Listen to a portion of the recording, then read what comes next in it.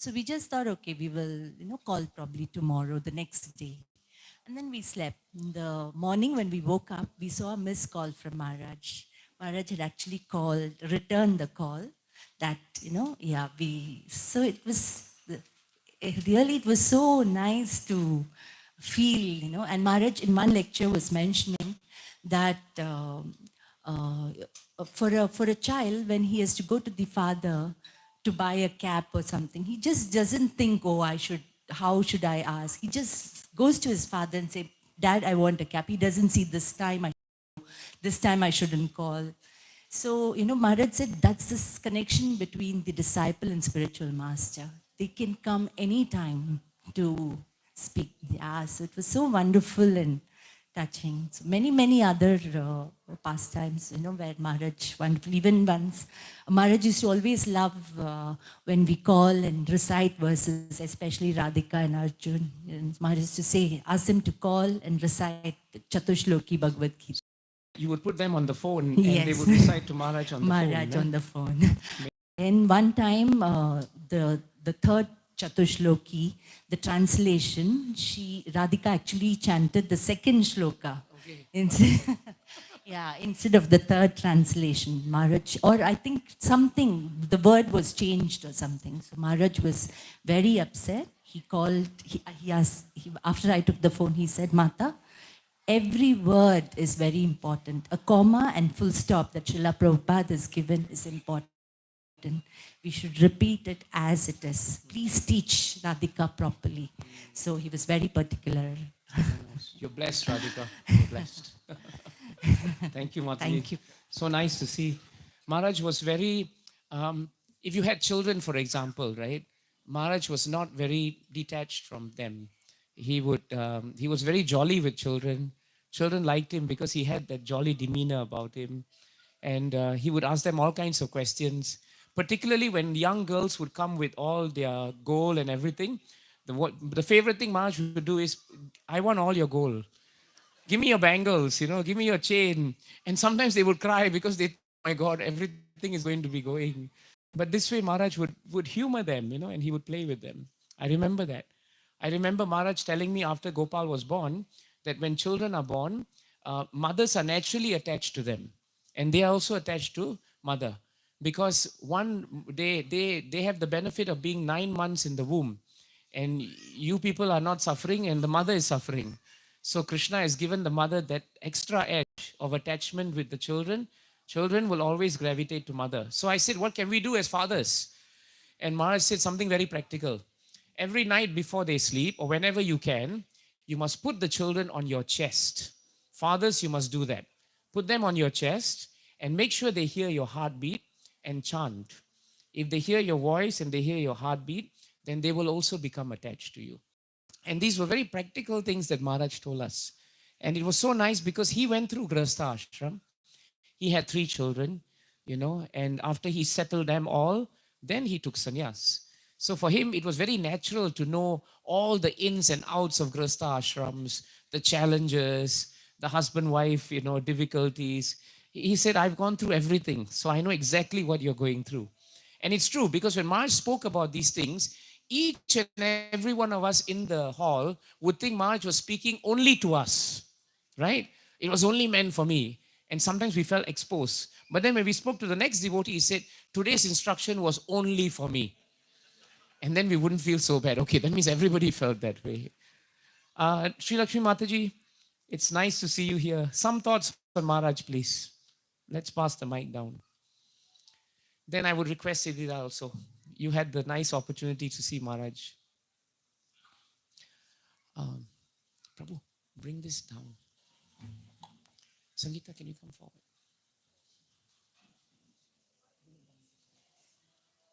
Is it on?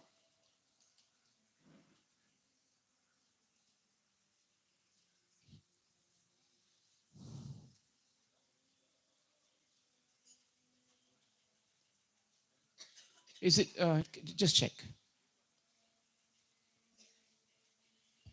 Maybe it ran out. Okay, yes, it's fine.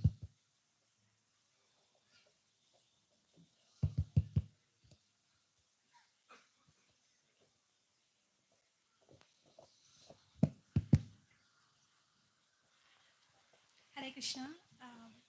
Dandas pranams to all the devotees here.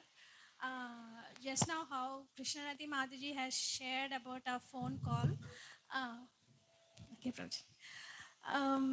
Prabhuji, when we had a house in Singapore, like every Matajis will have all the arrangements for the housewarming ceremony and all. That time I had Savita and I was away from Singapore. I was in Karnool. So I asked Shruta Prabhu to call Maharaj and find out how we should go with the housewarming ceremony. And there's no answer from Shruta Prabhu. So I took the number from, I don't remember. So that time I don't have any mobile number. So I called from a STD booth.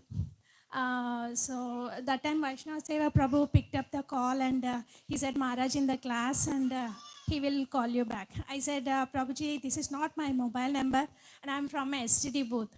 And then immediately after 1 minute, I told I will wait until the class finishes and then I'll call back. But immediately after 1 minute, I got a call to that STD booth. And when I picked up the phone, because I was inside that closed booth, I picked up the call and then I heard Maharaj directly. And he's in the middle of the class and he called me immediately. So he said, Prabhuji, that time... Middle of the class? Yeah, in the middle of the class. And he called to that STD booth. Just now when you were sharing that, he will just give the call. I was just thinking myself very high. Maharaj called me to directly to that STD booth. Previously, those STD rates are very high, no? Yes, yes. So that time Maharaj said one thing, Prabhuji, for housewarming ceremony, Bhagavatam class is very important. Then I asked because I wanted to do very elaborately like homam and all the puja and all. But Maharaj said just have a nice Bhagavatam class and association with all the devotees. That's more than homam for the housewarming ceremony.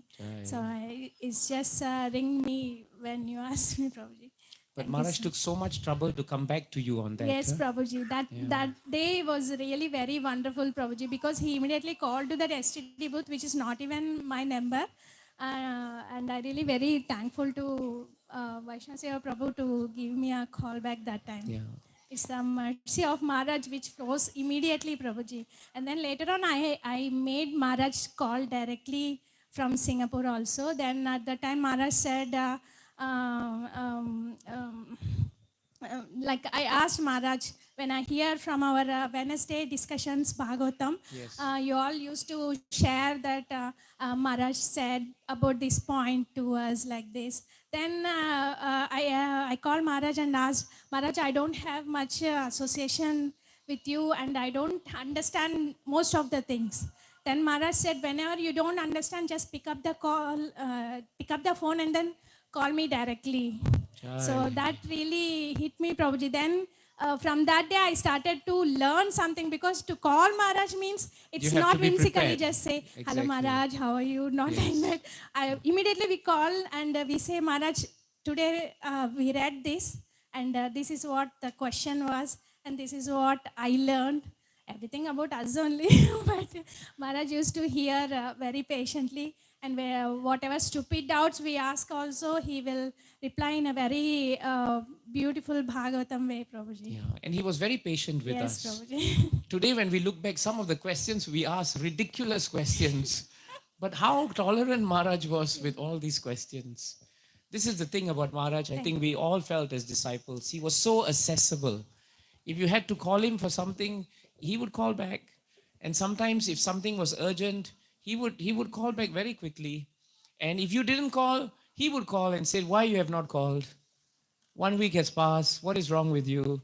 Don't do this again. Promise you will call.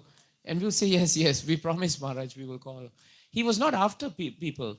And in fact, he didn't do this only to disciples. So many non-disciples also, Maharaj was keeping very, very close relationship with.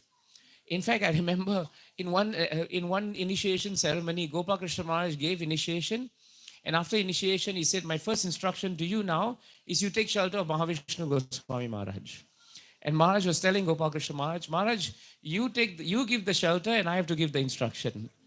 So, like that, he had that reputation in the movement for being a person who was very accessible. Nanda Kishore Prabhu told in the morning, right, that how when even before he became sannyasi, everyone would come to him. And in fact, after he became a Vanaprastha, he specialized in marriage brokering, meaning to say, husband-wife fight, temple president would send Maharaj. And Maharaj would go there, sit down, spend hours with them. You know, when Maharaj had a stroke, in I can't remember which year it was, but when he had the stroke, and many devotees, it was in London, many people came, couples came to see Maharaj. I didn't know who they were, but so many of them, before they left the house, they would tell me, you know how special Mahavishnu Goswami is to us? I said, I don't know. If not for him, our marriage would not be lasting today. If not for him, we would not be peaceful in the marriage. So Maharaj was very expert in all situations, all situations.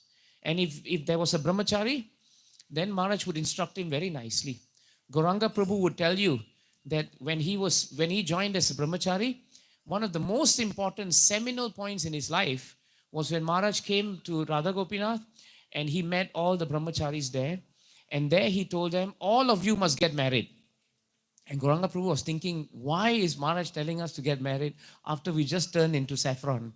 And Maharaj said, you must get married to Srimad Bhagavatam. If you do not get married to Srimad Bhagavatam, then the four walls will swallow you up. You will not survive. So you must get married, but you must get married to Srimad Bhagavatam. So like that, Maharaj was very, very accessible. Siddhida, one more, and then we do a kirtan. Hare Krishna Prabhu. Hare Krishna everyone. Dandavats Pranam. I remember 2 points. The first, just to give context, how old were you when you first saw Maharaj?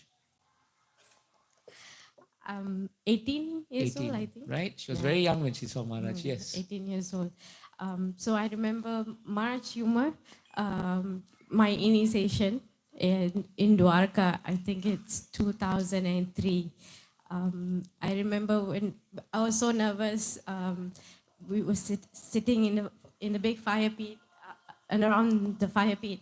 And when it was my turn, Maharaj was, I was remembering what to say, the 4 regulatory principles. But Maharaj just said, where's my paisa? He just asked me, where's my money? And my father was just in front. I said, there. Just ask him. And I was so grateful, Maharaj didn't make me say any of those things. He was just, very merciful. Very merciful. He just gave me my name. And it was such a memorable experience. And the second point I wanted to say was, I was also very grateful during my life. My Maharaj has given me instructions. Like when I have questions and doubts, he has given me detailed instructions in terms of, how to deal with devotees in chanting and also, like you said, marriage, for Maharaj has always cleared the doubts. So, amazing, yes. amazing. Thank And you. it wasn't only just for certain devotees or disciples. Everybody could ask Maharaj this, and Maharaj gave everyone equal time. Whether you were a small girl, boy, whether you were very old, it didn't matter to him. Whether you're VIP or not, it was not important. Everyone was VIP for Maharaj. Everyone, everyone. That was really nice. Let's just chant a bhajan now. Yes, Prabhu. Ken, Kalchakra Prabhu. Vaishasya Prabhu, after this bhajan, can I request who? Nine Manor Prabhu? Children. Okay, sure, of course. Yes, just in context to what Sri Lakshmi Mataji said about phone calls, no? Yes. That's, you also said middle of the class Maharaj called. And that's the reason we have so many phone calls in our archive too. Yeah. Because the calls would, the class recording would run and the middle suddenly one call will come. And Maharaj would just, and it's Bhagavatam by itself, what Maharaj is speaking. And we may not be able to hear what the other devotee speaks. Of course, it will be some problems. But the solution is very audible to us.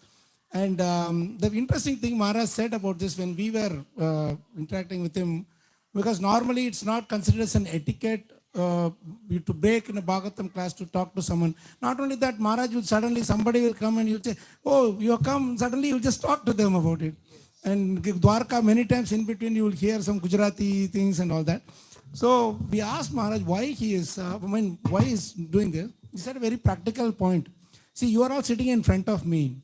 I know what is your need. I know what is your, your rested. I can always talk to you anytime during the day. But this person is calling from hundreds and thousands of miles away from there. I don't know what state he's in. It may be an emergency. And as a spiritual master's father, I should take care of. I should take care of them. So that is the reason I'm doing. And that's really blew us off because he never gave us this context that, you should only, I have this meeting, I have 500 emails to answer and those, yes, they are busy. But Maharaj always said, you don't have to knock the door. The very first time I came to Singapore, there's a mystical connection between my throat and Vyasa Pooja. I lose my voice under this Vyasa Pooja. The first Vyasa Pooja I came, my voice was gone. And in a eagerness to bring the voice, I ate 15 lozenges. And it was finished completely. and Maharaj was really wanting to hear some, what is that person? Oh, he cannot speak. So he will just go back and forth like that. And then mercifully he said, come to my room in the morning, come inside and take this black salt every day. You can come and take. And I will go early morning, like 4:15 in the morning. I will just go knock him and you'll open his phone and give me it. So he was so accessible. That is the reason he gave, that we should be accessible. And in terms of the Graha Prasham, another interesting thing happened when we had to do the flat. The Pujari whom we are trying to arrange, he said, we wanted to do it on Balram Jayanti. But he said that's a Tuesday, it is not a good day to do. And then I called Maharaj. And as Maharaj is saying like this, he wants to do it on a different day. Then Maharaj said one very practical thing. Next week he wants to do. Kalchakra, how much guarantee you have that you will be alive 1 week later? So he said, just do it. As Balram Jayanti means it's Balram Jayanti. It doesn't matter whatever is the muhurt. Just do kirtan, do nice Bhagavatam, just distribute nice prasadam. That's auspicious day. You're so practical about it. Just want to share these.